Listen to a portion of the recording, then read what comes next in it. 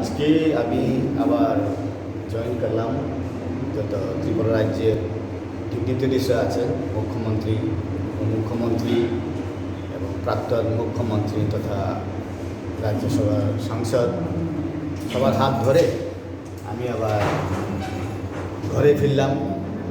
Forget the past and planning for the future.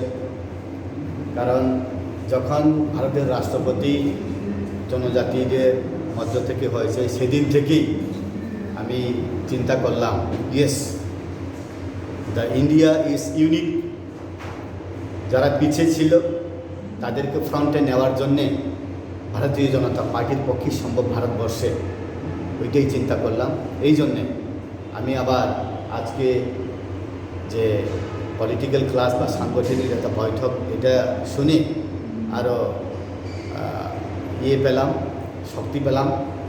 তো definitely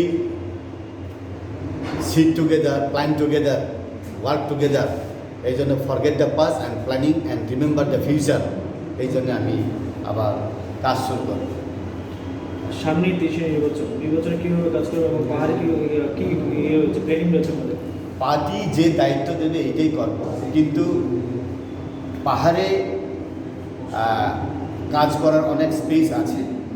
কারণ development প্রত্যেক ঘরে ঘরে পৌঁছে, কিন্তু প্রচারটা আরও করা দরকার। কারণ বিশেষ করে পাহাড়ে এখন জলের সুবিধা না থাকা সত্ত্বেও কিন্তু ঘরের সুবিধা আছে, রেশনের সুবিধা আছে। প্রত্যেক ঘরে ঘরে, প্রত্যেক বিপিএল পরিবারে প্রধানমন্ত্রী আবাস যোজনার ঘর, প্রত্যেক ভিলেজ কমিটিতে, প্রত্যেকটা গাঁও সভাতে এখন দেখা যায়। তো কোনোদিন চিন্তা করতেই পারে না যে পাহাড়ে এইরকম বিল্ডিং হবে, জঙ্গলের ভেতরে এইরকম বিল্ডিং হবে, জঙ্গলের ভেতরে স্কুল হবে বা আমাদের একলব্য স্কুল হবে, কোনোদিন আশাই করা যায় না। তো মানুষ এখন পাহাড়ে না চাইতেই পায়।